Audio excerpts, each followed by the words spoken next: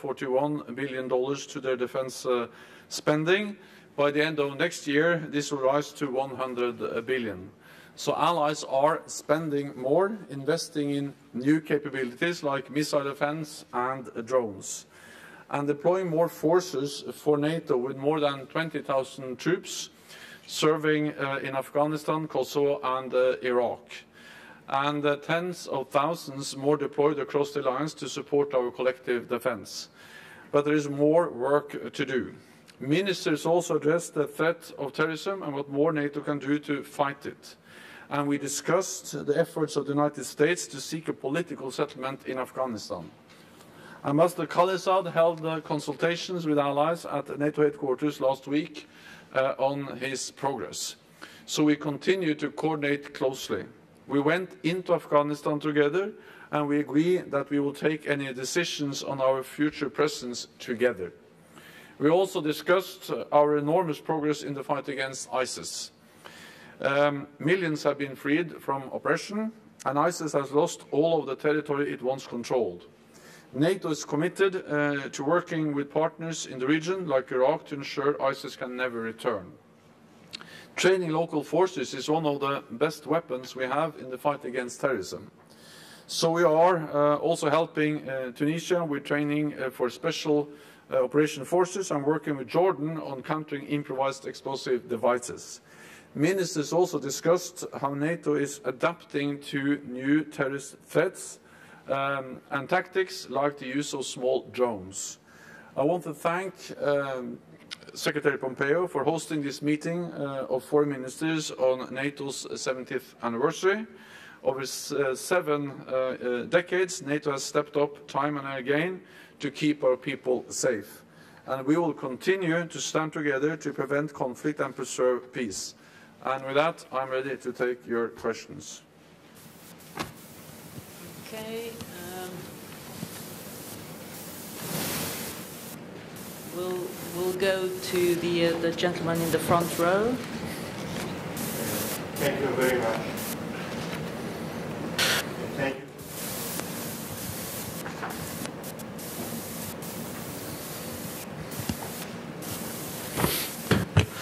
Thank you very much, Rahim Rashidi or Mr. Kurd from Kurdistan TV.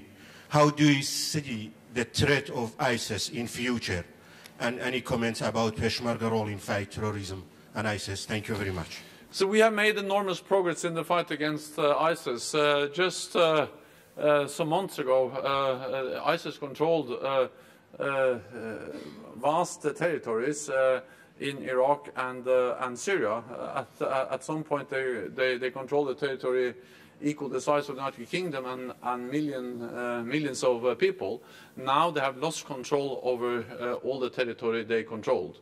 But ISIS is still a threat. ISIL has gone underground, and we need to continue our efforts to make sure that ISIS never returns in the way we saw ISIS a few months ago. And that's exactly the reason why we need to continue our efforts in the global coalition to defeat ISIS. And that's also the reason why NATO is not reducing, but actually stepping up our efforts to provide training, capacity building, help to the Iraqi security forces so they can stabilize their own country. As I said, one of the best weapons we have in the fight against terrorism is to build local capacity. NATO is also doing many other things. We are also working together to address the threat related to foreign fighters, including sharing of biometric data, which is important for many or all NATO allies. Okay, with Rustavi too. Can you put up your hand, please? Thank you very much.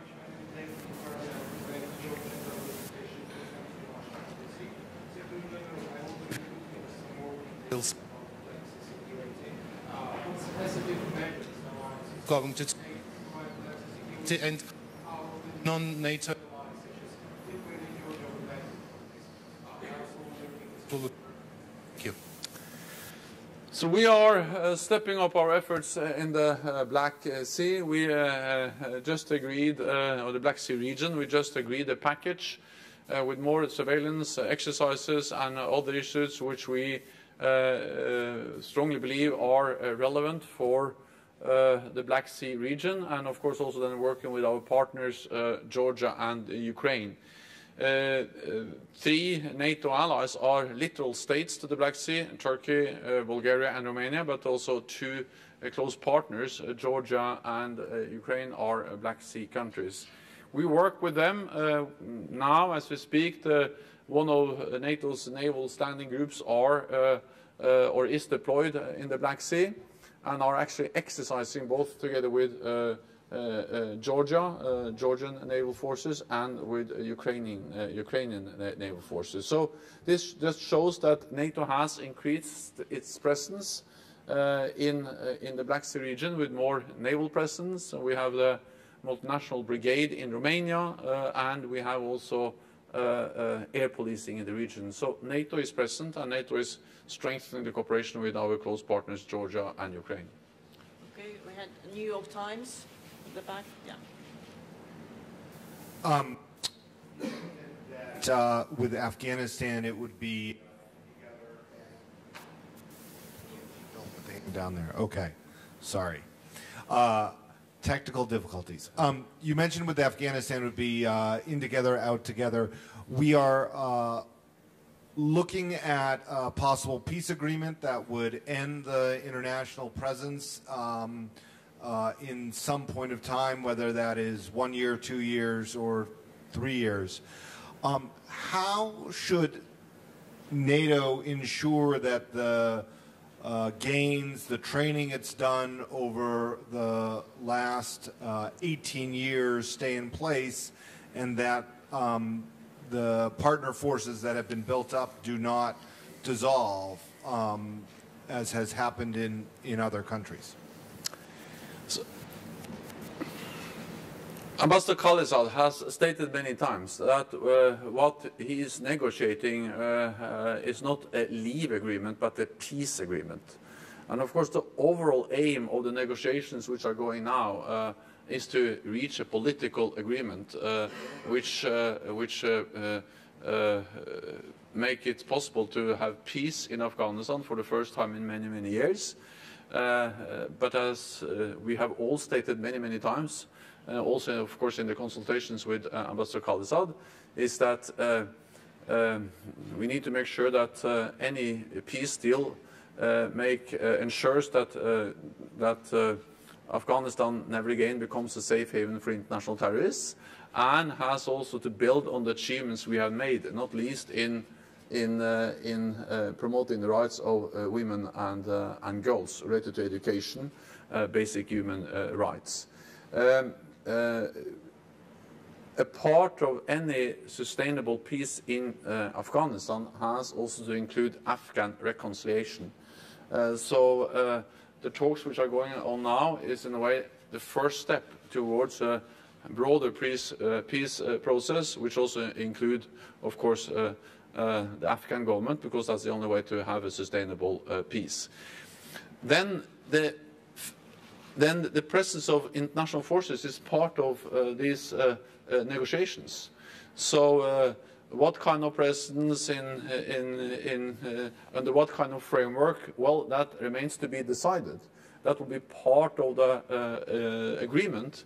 In NATO, we are now looking into different options for how NATO can support a potential peace agreement, but it's far too early to conclude.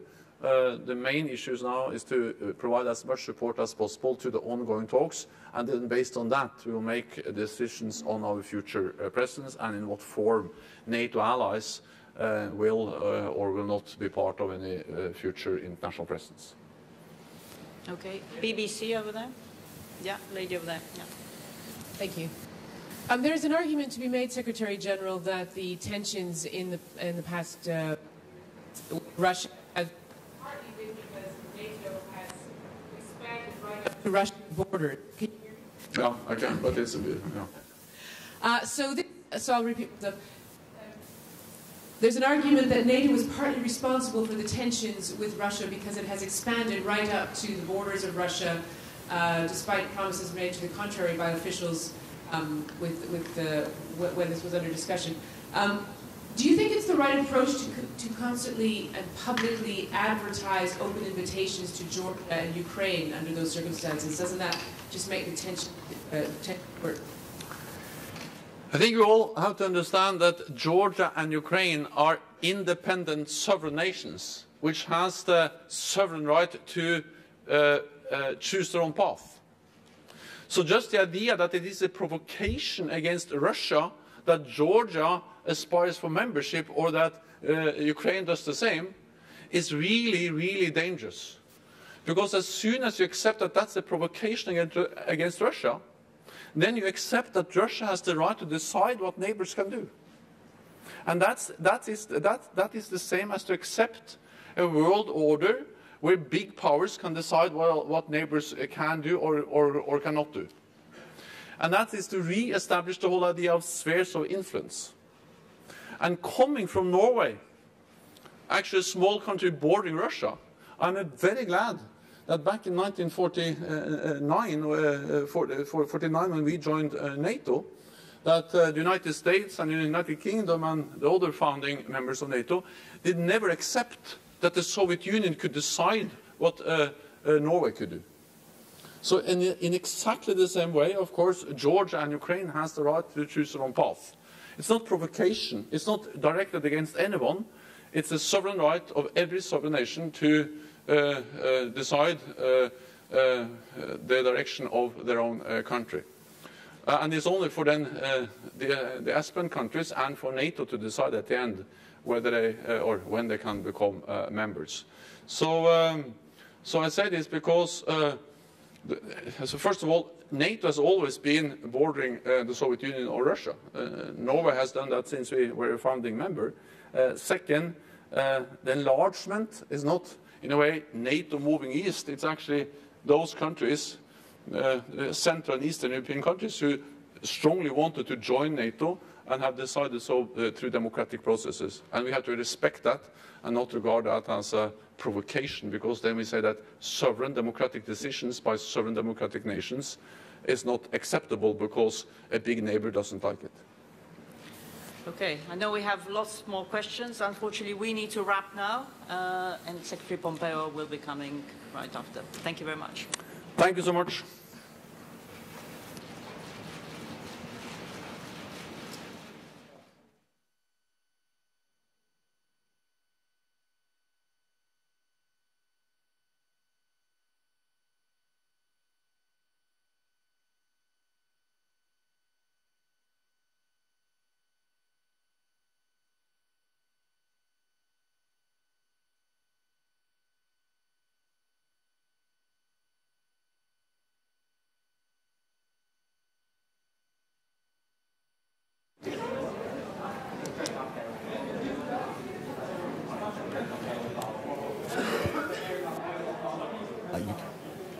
We can.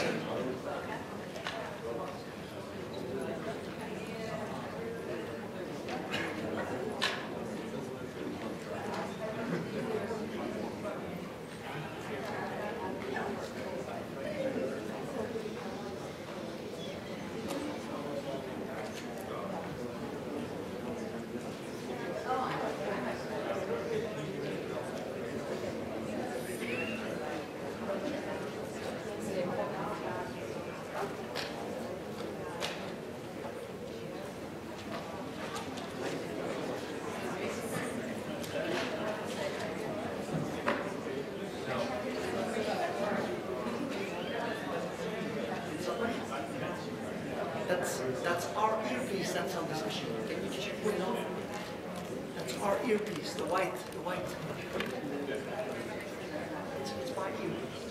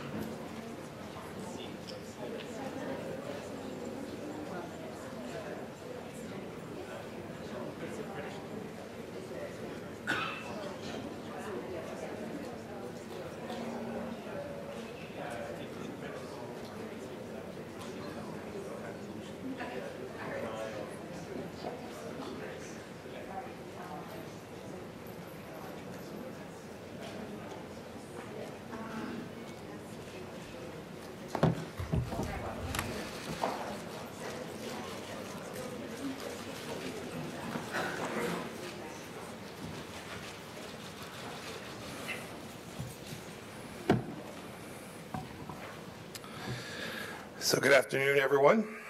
70 years ago today, 12 courageous nations came together to form an alliance that to this day remains the bedrock guarantor of Western security and democratic liberties.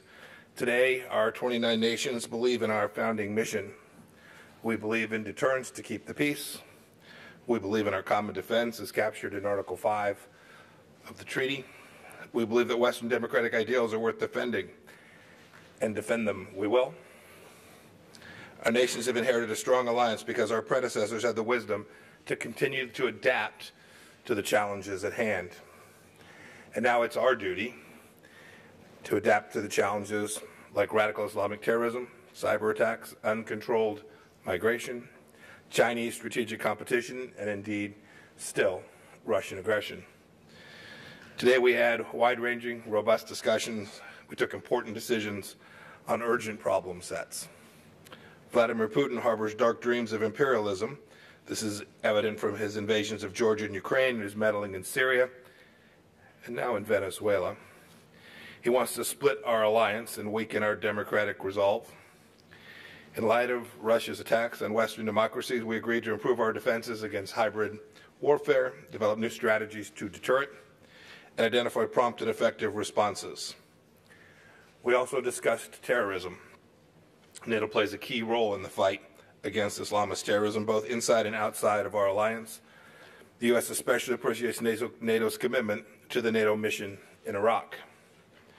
For nearly 18 years, NATO allies and partners have fought terrorism in Afghanistan. We've trained and advised and assisted the Afghan National Defense and Security Forces. I updated our NATO counterparts on the work of Ambassador Khalilzad. His diplomatic undertaking is executing at my direction. The United States will ensure that our collective sacrifices are not wasted and that terrorists can never again threaten us from Afghanistan's soil. Lastly, we discussed burden sharing. No alliance can survive without proper investment from all of its partners. Our allies have joined the United States in recognizing the need for greater burden sharing, each and every one of them. I'm pleased to say that since 2016, our allies have pledged $41 billion, and that number will increase to $100 billion by the end of next year, 2020. That's no small feat. It's money well spent. Nations have contributed should be proud. You have the deep gratitude of President Trump for that, but I told them too, there's more work to do. It's important for them to make the case to their citizenry for why this collective deterrence remains important, that spending commitments matter, they lead to political solidarity. As a military alliance, our posture should be second to none. It's self-evident that our armies, navies, and air forces must be fully trained and equipped and ready to go when called upon in conflict or crisis. At the Leaders Summit last July, we took a major step forward in agreeing to the 430s initiative. Now it is time for us to fulfill those goals. 70 years ago, the great Dean Acheson said that the NATO alliance was, quote, a statement of the facts and lessons of history, end of quote. He knew that if free nations do not stand together, they will fall one by one. The same is true today. As for the United States, we will continue to bear our fair share. We will continue to lead within NATO, and by doing so, we will defend the freedoms of the American people and the people of our allies. I'm happy to take a few questions. Let's start off with Latvia TV. Ina Stratsgina.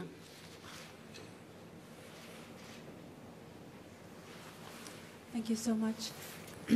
Mr. Pompeo, Ines Strazdinja, Latvian television, seeing growing aggression of Russia, do you see that NATO presence in the Baltics is sufficient, or would you see even plans to strengthen it even more? Thank you. So there's lots of discussion always at this meeting, at the summit, at the leaders' meeting last July, about proper allocation of resources. Where are the right places? Where do we need to do more? We've certainly talked about that as a geographic matter, so I don't have anything to add with respect to the Baltic states today. But it's not just a geographic matter. We've also talked about new challenges that face us, right? So telecommunication systems, infrastructure, cyber, hybrid warfare, things that aren't resolved by more troops sitting on the ground someplace, but which present risk to the Baltics, to all of Europe, to all the NATO partners, including the United States and Canada as well. So we're trying to make sure that our resources, our focus, are meeting the challenges of today. We talked a lot about it, the 70th anniversary, we talked a lot about the history of the founders of the 12 nations that began this important alliance, and the fact that it's now our time, the leaders of today, to take on the mantle and the challenges that the world presents to NATO today. Let's go to BBC. Barbara Platt-Usher. Test. Mr. Secretary, on Turkey, the Turks are disputing your readout of the meeting you had with the Turkish foreign minister this week. So my question is, have you made any progress in meetings this week on issues like the S-400s and northern Syria, or have things actually gotten worse? And then I have another question about China. NATO allies have not followed U.S. requests to cut off Huawei. So do you think that that could become a risk for intelligence sharing and military communications in the alliance in the future? So as for the first question, I reread, I saw the comments by my Turkish counterpart. I reread the readout of our meeting. Spot on. Stand by every word of it. We are continuing to have conversations. I think the Turkish government understands the American position quite clearly. I think I heard the Vice President speak to that yesterday as well. Our position hasn't changed. There's great opportunities for the United States and Turkey to work closely together, and I had a good long conversation with the Turkish Foreign Minister yesterday, and I'm very confident we'll find a path forward. As for the risks associated with the installation of Chinese technology in systems related to security, there is undoubtedly the risk that NATO or the United States will not be able to share information in the same way it could if there were not Chinese systems inside of those networks, inside of those capabilities. We've done our risk analysis in the United States. We have now shared that with our NATO partners, with countries all around the world. They understand the concerns, not our concerns, but the factual concerns associated with companies so deeply connected to their own government, who would be willing to act at the behest of their government, the risk that that presents to information management. And we've made clear that if the risk exceeds the threshold for the United States, we simply won't be able to share that information any longer. And our task is to do education, make sure they understand every sovereign nation that will make its own decision, and then the United States will make its decision. Let's go to Italy. La Stampa. Paolo Mastrolilli. Thank you very much. Two questions. Today, the Libyan General Haftar ordered his troops to march on Tripoli. Did you discuss this issue in terms of the terroristic threats from the south? And the second question, Italy signed a BRI initiative with China. Do you consider that to be a threat to the interoperability of NATO? So with respect to the first question, Libya, I don't have anything to add. We're following closely what has been taking place there over the past weeks and months. We've been following the UN process, trying to do the best we can to be a positive force to deliver a good solution for the people of Libya and increased stability there, to be sure. Second, as I said in response to the previous question, every country has to make its own decisions. about how it wants to respond to Chinese debt trap diplomacy or Chinese efforts to sell goods at below market that clearly have a security component to the transaction. But each nation will make its own choices. Then the task falls to every other country to observe that, see what risk it presents to them if they begin to engage in those systems, in that infrastructure, that IT infrastructure or transportation infrastructure, and respond to that threat. Germany, DPA, Ansgar Haas. Let me just add one thing to that. It is one thing to compete in an open, fair, transparent way. The United States is prepared to compete with our NATO allies, with China, with any country that shows up with a commercial transaction, a better mousetrap, a better idea, and compete with fair, reasonable, transparent transactions. It is a very different thing to engage in transactions that have a national security component to them. When a nation shows up and offers you goods that are well below market, one ought to ask what else is at play, why it was that that entity showed up with a deal that is literally too good to be true. DPA, please. Thanks. Maren Hennem with DPA. The president and the vice president have been quite clear that they want Germany to step up on defense spending. So, but according to the latest projection, they won't even reach 1.5% in 2024. What concrete consequences is the U.S. considering if they don't step up? Do you have any steps in mind, like withdrawing troops from Germany? It's important to step back just a bit. Remember that this notion of 2% isn't made up. It wasn't created by this administration in the United States. It wasn't created by the previous administration in the United States. It was a commitment that every NATO ally agreed to in Wales. That includes Germany, who committed to that. So the promise that is being fulfilled is a promise that the German government made. So we're very hopeful. We're very hopeful that they will get it right, that they will understand that it is important for our collective defense, and we will urge them to continue to do so. We have Norway, Aftenposten.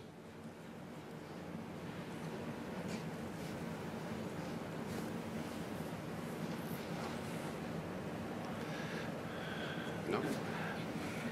Please, go ahead. I just wanted to ask you, Secretary, I'm from Spain, from ABC.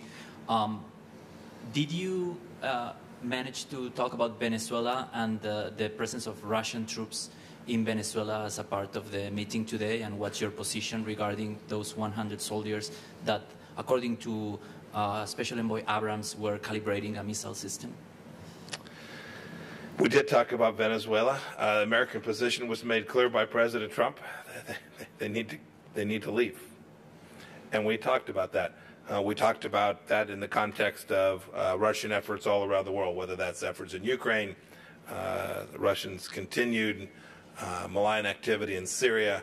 We talked about it in Venezuela. We talked about what they did in the Sea of Azov. In each case, we are doing our best collectively to respond. In the case of Venezuela, the United States has its responses being prepared as well. Let's do one more question. Sir, in the pink shirt back there, please. Yes. Hello. My name is Farhad Fuladi. I'm with the Voice of America Persian Service. In your morning's remark, you said NATO should seek peace through strength in era of great power competition from Russia, China, and Islamic Republic of Iran. So my question is this. What challenges the NATO and specifically the U.S. is facing from regime in Tehran? Thank you. The list is long, but let me speak about it in countries the risks to countries other than the United States. I've articulated the threat that we believe the Islamic Republic of Iran presents to our country. They are many. We've asked the Islamic Republic of Iran to simply behave like a normal nation, but let me give you a concrete example. Today, there continues to be a concerted assassination effort, campaign, inside of Europe. We've seen it. You've seen European countries respond to this threat. This is real. This isn't something that was made up. This is an effort by the leaders of the Islamic Republic of Iran, the President Rouhani, who's the president of Iran, is permitting to take place, where they're going to Europe and killing people on European soil. This is unacceptable. In Western Europe, to allow something like this to happen is just unacceptable. We are working with our partners all around Europe to make sure we all have the right information placed in the right place at the right time to reduce this risk and reduce this threat. But a second component of this is the deterrence effort, which is the undertaking that the United States is engaged in to reduce the capacity of the Islamic Republic of Iran to undertake precisely this kind of activity by sanctioning them in a way that forces them to have fewer resources so that they can create these risks around the world. I'll give you a second one we spent time on today. There are European foreign terrorist fighters sitting today in Iraq and in Syria that we now have to figure out a way to make sure do not return to the jihadi battlefield. The efforts that Iran is engaged in Syria fundamentally make that problem set more difficult, as do Iranian Shia militias that are not under the control of the Iraqi security forces in Iraq. That malign activity by Iran makes Europe, NATO countries, less secure. We talked about those. We talked about how we would collectively seek to approach them to reduce the risk to NATO members. Great. Thank you all very much for being with me today. Thank you, Mr. Secretary.